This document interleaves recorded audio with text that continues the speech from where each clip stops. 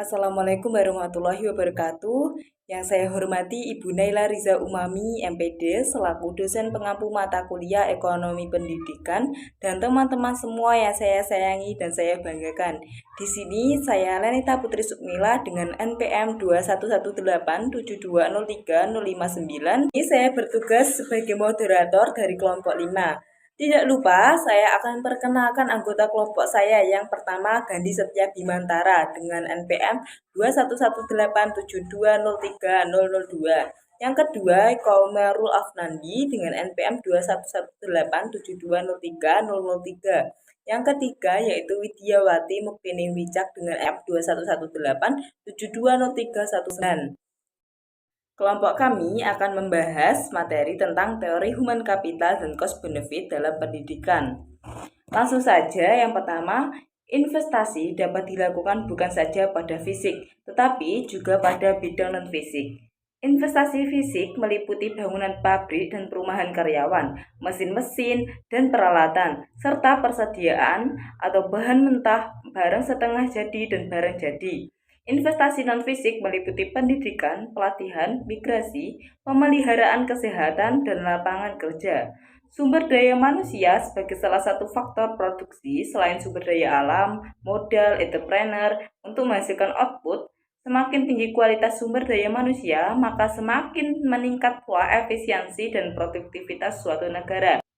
Selanjutnya, materi akan disampaikan oleh teman-teman saya. Assalamualaikum warahmatullahi wabarakatuh. Perkenalkan, saya Gandhi Setia Bimantara dengan NPM 21187203002. Saya akan melanjutkan materi dari materi 1. Human capital secara bahasa tersusun atas dua kata dasar, yaitu manusia dan kapital atau model. Definisi tersebut diartikan bahwa manusia dalam human capital merupakan suatu bentuk modal seperti halnya mesin dan teknologi. Selain itu, human capital merupakan pengetahuan, keterampilan, dan kemampuan seorang yang dapat digunakan untuk menghasilkan pengetahuan layanan profesional. Dalam hal ini yaitu pada pendidikan. Mutu modal manusia menurut Romer tahun 1996 terdiri dari kemampuan, keahlian, dan pengetahuan dari seorang pekerja. Dengan demikian, secara konvensional, mutu modal manusia adalah sesuatu yang harus dipisahkan atau dihargai secara tersendiri. Todaro pada tahun 2000 mengungkapkan bahwa human capital dapat diukur melalui bidang pendidikan dan kesehatan. Pendidikan dan pelatihan dapat menjadi nilai tambah seseorang manusia. Hal ini dapat dijelaskan apabila semakin tinggi pendidikan seseorang atau semakin banyak mengikuti pelatihan, maka kemampuan dan keterampilan yang dimiliki semakin tinggi. Sementara itu, kesehatan merupakan bidang yang paling terkait dengan pendidikan. Pendidikan tinggi yang dimiliki tanpa adanya tubuh yang sehat tidak akan menaikkan produktivitas. Assalamualaikum warahmatullahi wabarakatuh. Perkenalkan, nama saya Kaumerul Afnandi dengan NPM 21187203003. Ingin melanjutkan materi komponen-komponen human capital. Manusia merupakan komponen yang sangat penting dalam proses inovasi pada suatu organisasi. Manusia dengan segala kemampuannya, bila dikerahkan keseluruhannya, akan menghasilkan kinerja yang luar biasa. Komponen yang ada di dalam diri manusia itu sendiri yang nantinya akan menentukan siapa, bagaimana, dan seperti apa orang tersebut. Pengelola human capital.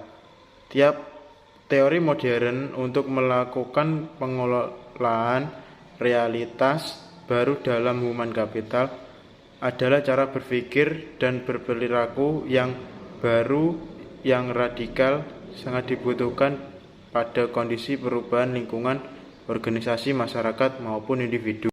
Pengembangan human capital. 1. Appreciating and managing performance. Dalam hal ini dijelaskan performance spesial, bagaimana pengukurannya, apa saja alat ukurnya, challenge to effective performance, measurements, dan performance improvement. 2. Training the workforce. Kekuatan pegawai dalam suatu organisasi merupakan tenaga yang harus dilatih melalui training.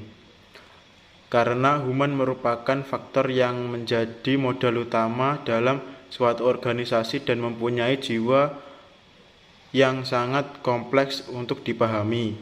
3. Pendidikan dan pelatihan. Umumnya pendidikan diberikan oleh organisasi sifatnya lebih teoritis, sedangkan latihan lebih bersifat penerapan.